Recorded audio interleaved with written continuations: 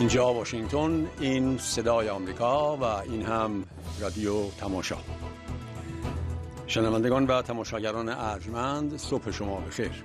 ساعت 6 بامداد چهارشنبه 26 تیر ماه 1392 خورشیدی در ایران و 9:30 شامگاه سه‌شنبه 16 ماه ژوئیه 2013 میلادی در شهر واشنگتن پایتخت آمریکاست.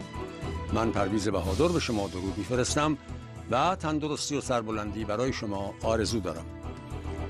در برنامه بامدادی امروز رادیو تماشا ابتدا مشروح اخبار جهان را به سمع شما میرسانیم و آنگاه گفتگویی با آقای دکتر مهدی آقازمانی، جامعه شناس ایرانی که پیرامون شبکه‌های اجتماعی کامپیوتری میگوید فیسبوک، شبکه‌های دیگر اجتماعی یا هر گونه پدیده‌ای که می‌تواند به انسان کمک کنه در اصل دیالوگ گرایی، در اصل گفتگوهای دو طرفه از جایگاه محکم‌تری برخوردار بشن، فارغ از هر ملیتی، فارغ از هر مرزبندی جغرافیایی و سیاسی، طبیعتاً وسایلی هستند که به دیده یمن باید به اونها نگاه کرد. شما شنوندگان عزیز در حال توجه به برنامه فارسی رادیو صدای آمریکا هستید.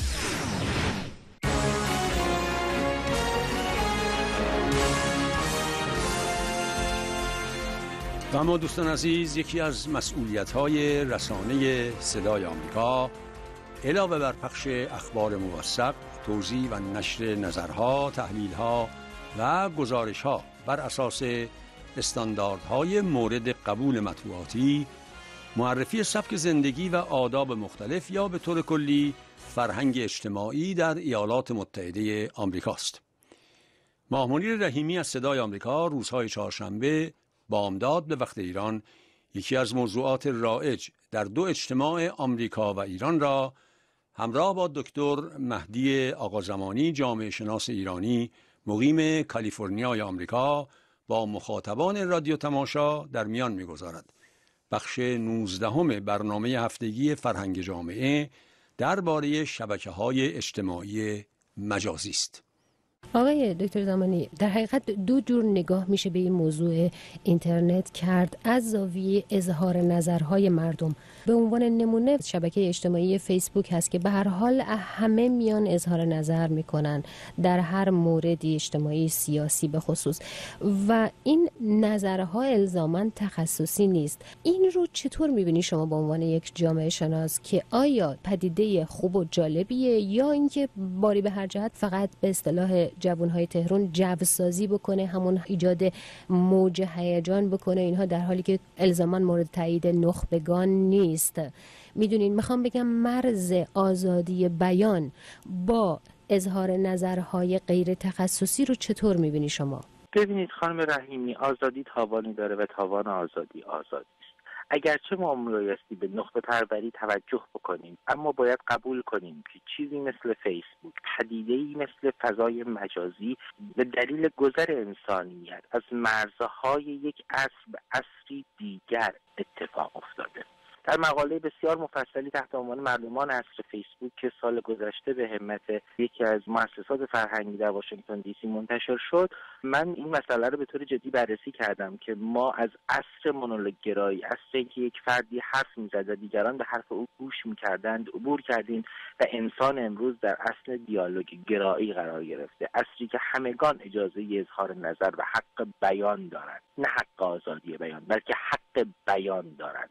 پس اگر از این منظر به ماجرا نگاه کنیم، می‌بینیم که پدیده‌هایی مثل فیسبوک یا توییتر یا اون چیزهایی که ما می‌تونیم در اونها به راحتی اظهار نظر بکنیم، پدیده‌ای است که متأثر از شرایط زمانی است که ما در اون زندگی می‌کنیم. حالا به این مجموعه باید یک نکته رو اضافه کرد و اون که آیا به راستی این پدیده‌ها فقط پدیده‌های خوشیومی هستند یا میتونن در مواردی پدیده‌های بدیومی هم باشند؟ نظر شما در این مورد چیه؟ برای شما دو مثال میزنم. یکی وقایع انتخابات ایران در سال 1388 خورشیدی و اون چیزی که به جنبش سبز معروف شد و بعدها در قالب اون جشن آبپاشی و چه و اینها که مردم قرارهای فیسبوکی میذاشتن و با هم به خیابان میآمدن و سعی میکردن که یک نوع همگرایی اجتماعی در جامعه ایجاد کنند. و نمونه دیگر اون آشوب‌های لندن 2 سال قبل که باز هم در اون آشوبگران سعی می‌کردند با پدیده‌های مثل هماهنگی‌های فیسبوکی به خیابان‌ها بیان.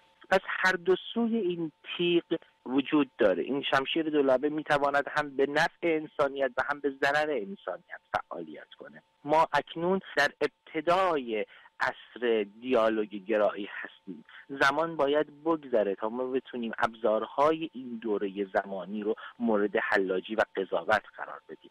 فیسبوک، شبکه‌های دیگر اجتماعی یا هر گونه پدیده‌ای که می‌تواند به انسان کمک کنه در عصر دیالوگ گرایی، در عصر گفتگوهای دو طرفه از جایگاه محکم‌تری برخوردار بشن، فارغ از هر ملیتی، فارغ از هر مرزبندی جغرافیایی و سیاسی، طبیعتاً مسائلی هستند که به دیده یمن باید به اونها نگاه کرد. اگرچه طبیعتاً همونجور که یک دارو ممکنه تا بخواهد یک بیماری رو درمان کنه از مراحل آزمایش گوناگونی عبور میکنه، میتواند این دوره‌ها رو هم دوره‌های گذر و آزمایش رفتارهای اجتماعی و دستاوردهای دوران آغاز عصر گفتگوی دو طرفه. ممنون آقای دکتر آقازمانی گرامی. تا فرصتی دیگه و برنامه دیگه در این باره. درود بر شما، خدا نگهدار. اینجا واشنگتن، این صدای آمریکاست.